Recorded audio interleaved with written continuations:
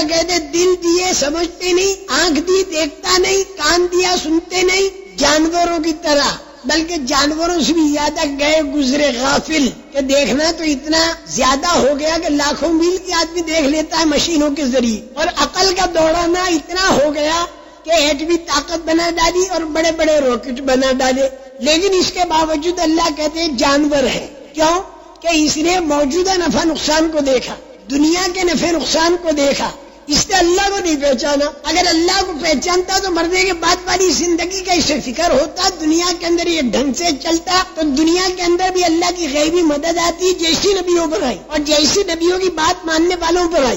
باوجود ہے کہ ساری فضا مخالف تھی، لیکن مخالف فضا میں اللہ پاک حق کی تربیت فرماتے، اور حق کی تربیت جب مخالف فضا میں ہو جاتی ہے اور حق وجود میں آ جاتا ہے تو پھر اللہ کی غیبی مدد آتی ہے، اور باطل جو ہے اللہ اس کی رسی کو ذرا ڈھیلی چھوڑ دیتے ہیں، باطل کی رسی کو اللہ ڈھیلی چھوڑ دیتے ہیں تاکہ خوب پھدکے، لیکن آخر میں اللہ پاک ایک جھٹکا لگا دیتے ہیں اور ان کے سارے دعوے ختم ہو جاتے ہیں۔ تو اللہ پاک یہ فرماتے ہیں باوجود ہے کہ اتنا دیکھا، اتنا سنا، اتنا سمجھا، لیکن اللہ اسے جانور کہتے ہیں۔ اصل انسان وہ ہے کہ جو گہری نگاہ سے دیکھ کر اللہ کو پہچانے، اللہ کے غیبی نظام کو سمجھے۔ رسول کریم صلی اللہ علیہ وسلم جو خبریں دیتے ہیں یہ خبریں بالکل پکی خبریں ہیں، چاہے دکھائی دیوے نہ دیوے۔ اس ایمان اور یقین کے ساتھ جو دنیا کے اندر آدمی زندگی بسر کرے گا کہ ہر مقام پر وہ یہ دیکھے گا کہ اس میں اللہ کی کیا خبر ہے اور رسول کریم صلی اللہ علیہ وسلم کی کیا خبر ہے، اس کو سامنے رکھ کر پھر آدمی چلے، صرف دنیا کو سامنے رکھ کر قدم کو نہ بڑھاوے۔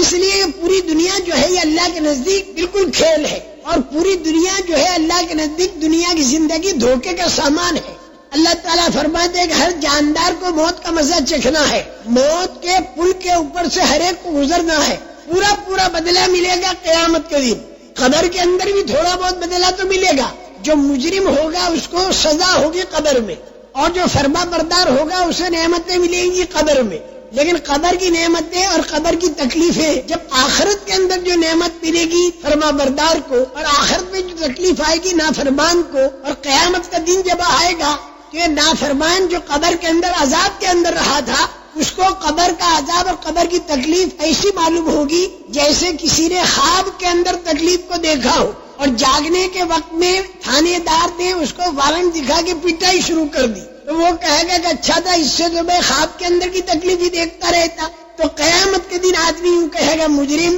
ارے کون ہے جس نے ہم کو سونے کی جگہ سے جگا دیا اور اٹھا دیا؟ حالانکہ قبر کے اندر کیا سونے کی جگہ تھی، وہاں پر تو 70 اژدہے لگے تھے، اور ایک ایک اژدہا اتنا زہریلا تھا کہ زمین پر پھنکار مار دے تو 40 سال تک گھاس دانے کا اگنا بند ہو جائے، اور فرشتوں کی پٹائیاں تھی، اور آگ جلا رہی تھی، زمین دبا رہی تھی، اور یہ چیخ رہا تھا۔ لیکن قیامت کے دن کی تکلیف جو ہوگی وہ اس سے بھی زیادہ اتنی ہوگی کہ قبر کی تکلیف کو وہ یوں سمجھے گا جیسے خواب کی تکلیف۔ یہ وہ چیز ہے جس کا رحمان نے وعدہ کیا تھا۔ آپ کو تعجب ہے، رحمان، اور پھر اتنا بڑا عذاب قیامت کے دن، اتنی بڑی سزا جو آنے والی تھی، رحمان کا یہ رحم تھا کہ دنیا کے اندر تیرے کو خبر دے دی تاکہ تو اس کی تیاری کر اس سے بچنے کی۔ یہ اس رحمان کی رحمت ہے کہ دنیا کے اندر تیرے کو خبر دے دی۔ سب سے پہلی بنیادی چیز جو ہے وہ اللہ رسول کے وعدوں کے اوپر یقین کا کرنا، اور ایمان کی طاقت کا حاصل کرنا،